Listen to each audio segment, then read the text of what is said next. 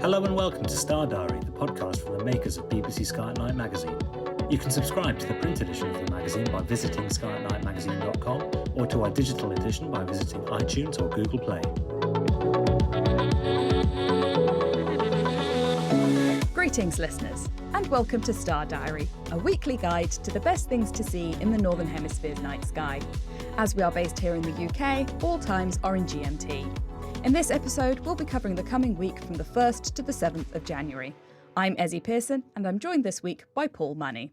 Hello, Ezzy. Hey, everybody. Happy New Year, eh? Gosh, another year. Hello, Paul. Happy New Year. And it certainly sounds like we've got some interesting things to look forward to in this year in stargazing. So what have we and everybody at home got to look forward to? Well, I'm sorry we've got to do it, but we've got to start with the early morning, and literally the early morning of January the 1st. So we really are kicking off straight into the new year. Now, hopefully listeners may be in a good enough condition after all the New Year parties and don't see double stars, double planets, etc., and double constellations. We'll have to see how it goes. But if you're doing some stargazing on your way home from a New Year's Eve party, you might not be in the best condition to be getting out there and seeing some of these sites, but always worth looking up. Exactly. So, as I say, let's start with the early morning. And we're looking really from after midnight through till 7 a.m. in the morning. The gibbous moon is in Leo. It's to the left of Regulus, which is the brightest star of Leo. And as we go through the night, you'll be able to see that get higher in the sky. By the time we get to 7 a.m., twilight is just starting. And what we find is we can see Venus. Now, Venus is rising over in the southeast, and it's right at the tip of Scorpius. In fact, it's right next to Beta Scorpii. So it's quite bright. But there's a bit of a bonus, because to the lower left, just rising in the southeast, is Mercury as well. So we've got both inner planets, says he, both of the inner planets at the same time. It doesn't always work like that. Quite often you end up with Venus on its own, but Mercury's popped its head up above the horizon for us as we start the new year. It's just poking in just in time for the new year to begin. Exactly. Now, the thing about this is that we're going to stay with the first, because on the evening, we've got all the giant planets actually on display. So we've got Saturn, we've got Neptune, Jupiter, and Uranus, roughly in that order, moving away from the twilight. So around about 5 p.m., so you're looking at really twilight is just about beginning to fade, but Saturn is the first one. And I say, it's the one that over the next few months will be getting closer and closer to the horizon and setting the first. But at the moment, I say we've got Saturn. Now, that's naked eye. Neptune, you will need large binoculars or a telescope. And then moving higher up, Jupiter dominate. When Venus is not around, Jupiter is the brightest planet in the sky. It's above the head of Cetus at the moment. And then we've got Uranus. And Uranus sort of forms a very shallow triangle with Jupiter and Messier 45, the Pleiades, or the Seven Sisters star clusters in Taurus. Well, we mentioned Uranus. Now, by around about 5 o'clock in the evening, Jupiter and Uranus are roughly in the southeast themselves. But the thing about Uranus is that we like to use, don't we? We like to use planets and bright stars as guides to things that are fainter. And we've got a comet. Now, it is faint. This is Comet 144P Kushida. It's magnitude 8.9. So, yes, it's a bit faint, but Uranus allows you to guide to it because it's a couple of degrees below Uranus.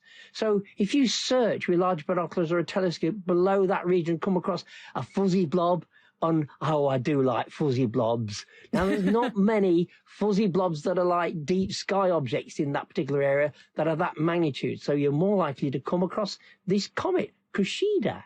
Yes, well, because it is quite often, there's lots of, as you said, there's lots of fuzzy objects in the night sky. And in fact, one of the most popular sort of catalogues of them, which is the Messier catalogue, was created because he was trying to discount all of the things that weren't comets. So he made a list of all of the fuzzy blobs so that he knew when he saw a new fuzzy blob, it was a comet. And that's where that came from. So fuzzy blobs are usually something interesting in the night sky, definitely when it comes to astronomy.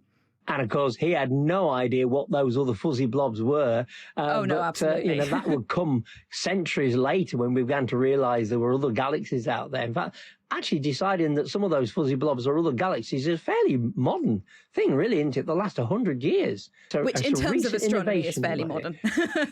yes, in terms of the age of the cosmos, 14 billion years, yes, 100 years is nothing, is it? But never mind. When you're talking about space, your sort of perspective on time and distance does get a bit skewed.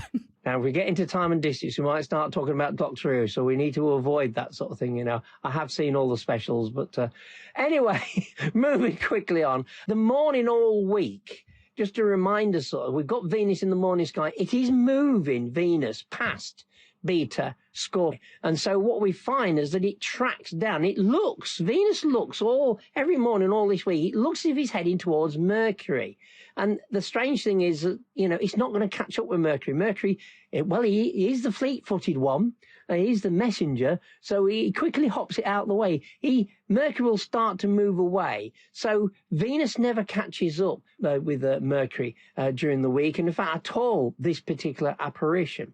But it is moving down. So, you know, we are gradually getting to the periods over the next couple of months again of losing Venus in the morning sky. But during the week, it actually then passes north of Antares, which is the brightest star of Scorpius. Having said that, we forget that Ophiuchus lies in this part of that's not a zodiacal constellation. Well, no, but it actually is in that region, and it crosses the ecliptic. So Venus on the 5th moves into Ophiuchus. So that puts a spanner in the works for certain people, doesn't it? Anyway, it looks like it's closing in on Mercury, but it won't do so. And it tries to close the cap, and it looks as if it's succeeding this week, but it doesn't quite make it by the time it gets north of Antares at the very end of the week. So it's worth keeping an eye on, so that the gap will get a bit narrower. But as I say, Mercury will also start to drop away fairly soon, and we can discuss that next week. Now, looking at the 3rd and the 4th of January, we have the Quadrantids meteor shower. It's the first meteor shower of the year. Ironically, we have nothing after this until about April. So it's a bit sparse, the first half of the year, isn't it? The first quarter of the year, I should say. Yeah, it's not a great time for meteor showers. Which is a shame. But the one advantage with the Quadrantids is that it is circumpolar.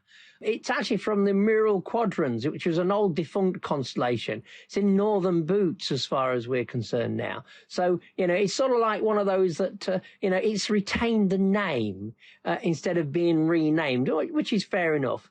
But the Quadrantids are on the go. They have a zenith rate of about 120, but we always have to remember that's absolutely perfect conditions. You won't get a fraction of that.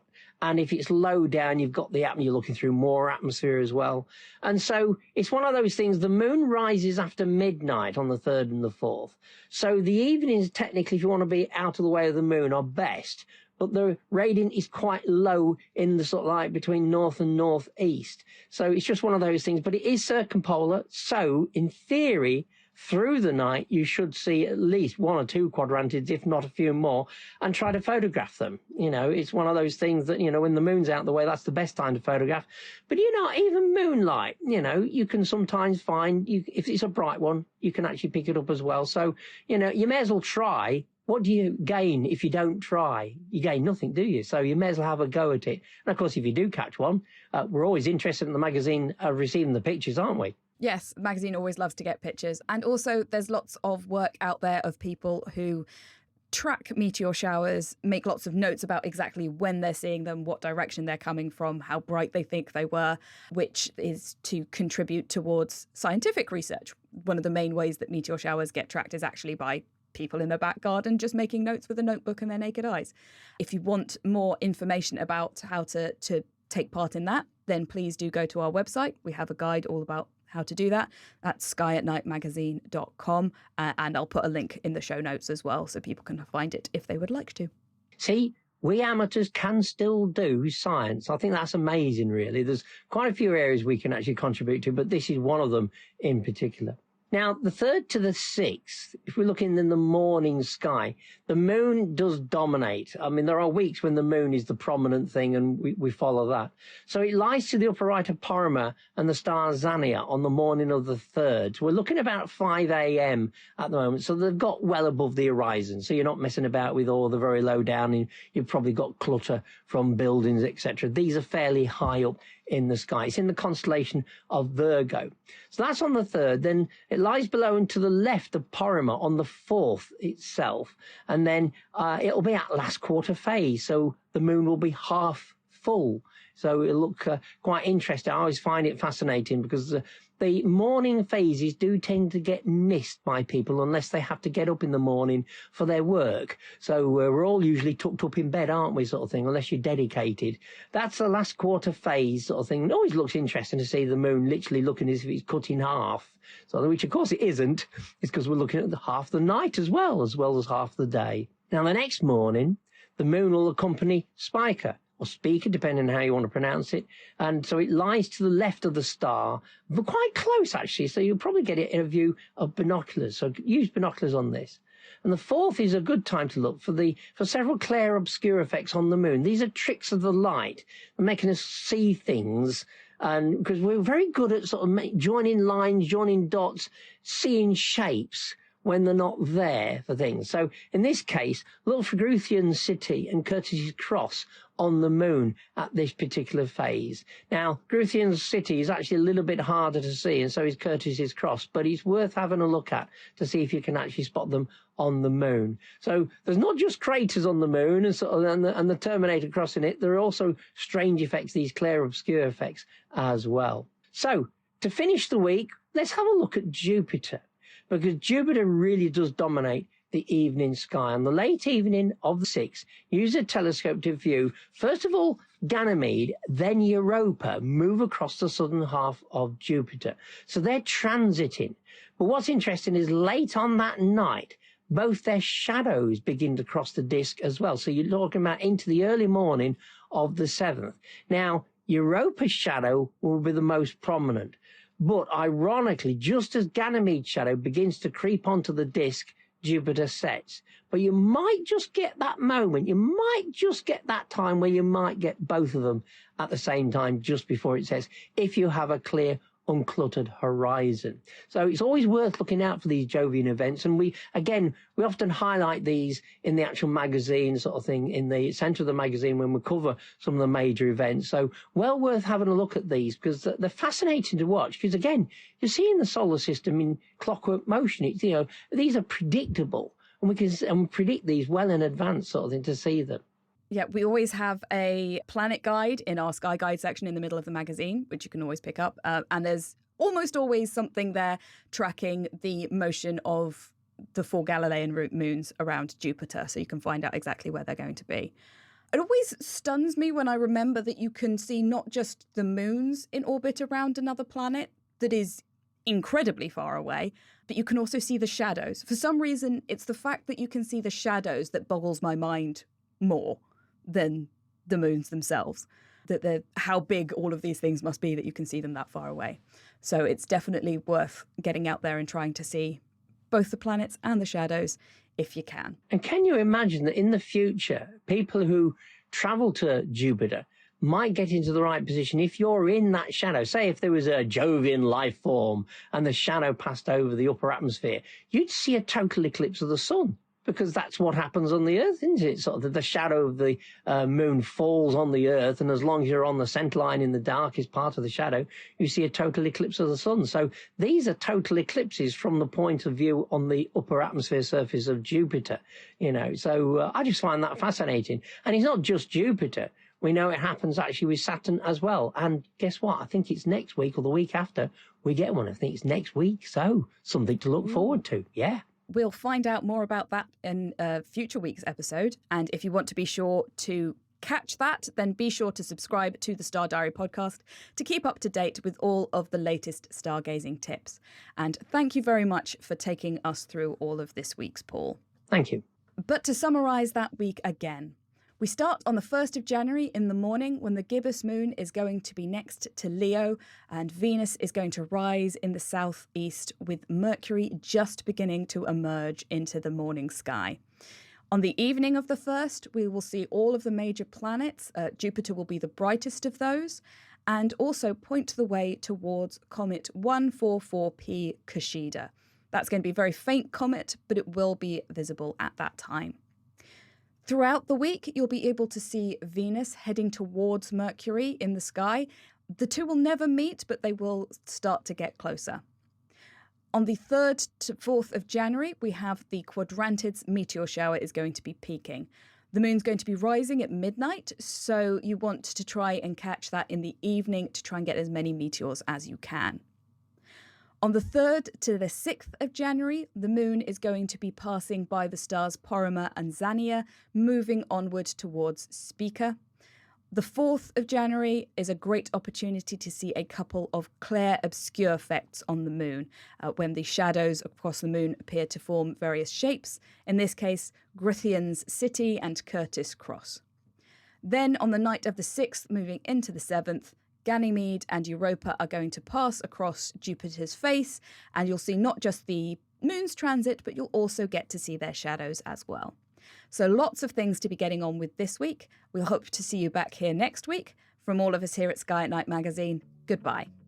If you want to find out even more spectacular sights that will be gracing the night sky this month, be sure to pick up a copy of BBC Sky at Night magazine, where we have a 16-page pull-out sky guide with a full overview of everything worth looking up for throughout the whole month. Whether you like to look at the moon, the planets, or the deep sky, whether you use binoculars, telescopes, or neither, our sky guide has got you covered, with detailed star charts to help you track your way across the night sky. From all of us here at BBC Sky at Night magazine, goodbye. Thank you for listening to this episode of the Star Diary podcast from the makers of BBC Sky at Night magazine. For more of our podcasts, visit our website at skyatnightmagazine.com or head to Acast, iTunes or Spotify.